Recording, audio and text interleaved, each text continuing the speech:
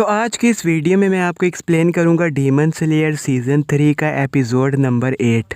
तो स्टार्टिंग में तांजीरो हांतिंगू के ऊपर अटैक करता है, लेकिन फिर वो ज़ोर से चिल्लाने लगता है जिस वजह से तांजीरो के कानों में दर्द होने लग जाता है। और फिर उसके बाद तांजीरो दोबारा से उसके ऊपर अटैक करने वाला होता है, लेकिन पीछे उसे कुछ फील होता है, लेकिन फिर वो उसे इग्नोर कर देता है। और फिर वो बोलता है पहले मैं इस डीमन को ख़त्म करूँगा, उसके बाद मैं दूसरी चीज़ें देखूँगा। तो फिर उसके बाद तांजीरो उस डीमन के ऊपर अटैक करने लग जाता है। और फिर उसके बाद हमें पीछे एक डीमन दिखाया जाता है। तो फिर उसके बाद गेनिया तांजीरो को बोलता है, तांजीरो वहाँ से हट जाओ, मुझे शूट करने दो। तो फिर उसके बाद हमें वो डीमन दिखाया जाता है और वो ड्रम सा बजाता है और सब पेड़ पौधे तांजीरो के ऊपर अटैक कर देते हैं। और फिर नेस्को वहाँ पर तांजीरो को बचा लेती है। और फिर उसके बाद तांजीरो काफ़ी ज़्यादा शॉक हो जाता है और फिर वो बोलता है ये 6वां डीमन कहाँ से आ गया। और उसे कुछ भी समझ नहीं आ रही होती कि ये 6वां डीमन कहाँ से आ गया।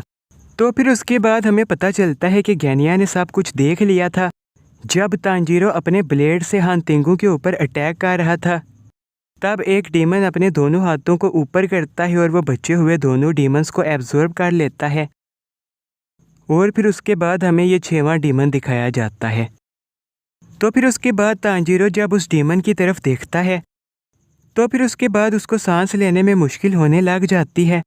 और फिर वो बोलता है मुझे सांस नहीं आ रही। तो फिर उसके बाद वो डीमन तांजीरो को बोलता है क्या हुआ तुम्हें, क्या तुम्हारी औकात नहीं है मेरे सामने खड़े होने की। तो ये जो डीमन है ये काफ़ी ज़्यादा स्ट्रॉन्ग दिखाया गया है और ये कितना ज़्यादा पावरफुल है वो सब तो आगे पता चलेगा। तो फिर उसके बाद वो डीमन बोलता है ज़रूरी नहीं मुसीबत में तुम लोग ही हमेशा स्ट्रॉन्ग बनते हो। जब भी हांतिंगू में कोई मुश्किल आती है तो उसके इमोशन की वजह से हम लोग भी स्ट्रॉन्ग बन जाते हैं। तो यहाँ से हमें ये पता चलता है कि हांतिंगू जितना ज़्यादा रोता रहेगा उसके इमोशन से डीमंस और भी ज़्यादा स्ट्रॉन्ग होते जाएंगे, इसलिए वो 6वां डीमन इतना ज़्यादा स्ट्रॉन्ग है। तो फिर उसके बाद तांजीरो बहुत ज़्यादा गुस्सा होने लगता है क्योंकि उसे स्मेल से ही पता चल जाता है कि इसने 100 नहीं 200 नहीं बल्कि बहुत से इंसानों को मारा है। तो फिर वो बोलता है तुमने ऐसा क्यों किया, उन्होंने तुम्हारा क्या बिगाड़ा था, तुमने उनके साथ ऐसा क्यों किया। तो फिर उसके बाद वो काफ़ी ज़्यादा गुस्से में आ जाता है। और ये सारी चीज़ें जब गेनिया और नेस्को देखते हैं तो फिर वो भी काफ़ी ज़्यादा शॉक हो जाते हैं। और फिर वो बोलते हैं ये तांजीरो इतना ज़्यादा गुस्से में क्यों है। तो फिर उसके बाद मोइचिरो तोकितो दिखाया जाता है और फिर वो उस जाल से काफ़ी कोशिश करता है बाहर आने की, लेकिन वो कामयाब नहीं हो पाता। और फिर वो हार मान लेता है और बोलता है मास्टर मुझे माफ़ कर देना, मेरे अंदर इतनी ताकत नहीं है, मैं चीज़ों को ठीक नहीं कर सकता, मैं अब ये सब नहीं कर पाऊँगा, मास्टर मुझे माफ़ कर देना।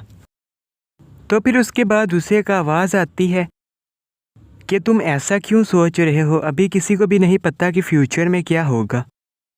और फिर वो काफ़ी ज़्यादा शॉक हो जाता है और फिर वो बोलता है ये आवाज़ किसकी थी, मेरे दिमाग में जो इमेज आ रही है वो तांजीरो जैसा लग रहा है, लेकिन तांजीरो ने तो कभी भी मुझे ऐसा कुछ नहीं बोला। तो फिर उसके बाद तोकितो बोलता है वो बंदा कौन था, मुझे तो कुछ भी समझ नहीं आ रही। तो वो अभी भी उस बारे में ही सोच रहा होता है।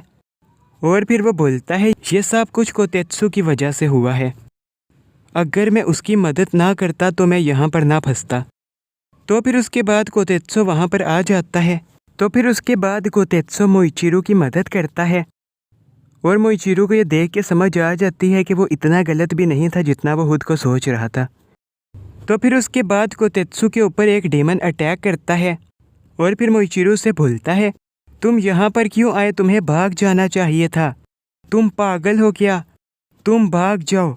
लेकिन फिर कोतेत्सु वहाँ से नहीं जाता क्योंकि कोतेत्सु बहुत ज़्यादा अच्छा है और उसको पता है कि मोइचिरो ने उसकी जान बचाई है, इसलिए अब वो उसकी जान बचा रहा है। तो फिर उसके बाद मोइचिरो को तांजीरो की बातें याद आने लग जाती हैं कि तांजीरो ने उसको बोला था कि तुम्हें दूसरों की मदद करनी चाहिए, कि मतलब अगर तुम दूसरों के साथ अच्छा करोगे तो तुम्हारे साथ भी अच्छा होगा। तो फिर उसके बाद मोइचिरो अपनी सेकंड फॉर्म का यूज़ करता है और फिर वो उस चीज़ को काट के वहाँ से बाहर निकल आता है। तो फिर उसके बाद तोकितो उस डेमन को मार देता है और वो कोतेत्सु की जान बचा लेता है। और फिर उसे ये चीज़ भी पता चल जाती है कि वो जो इंसान उसके दिमाग में आ रहा था वो तांजीरो नहीं बल्कि उसके डैड थे। तो आज की वीडियो बस यहाँ तक थी, तो इस वीडियो को लाइक और चैनल को सब्सक्राइब ज़रूर कर देना। Thanks for watching.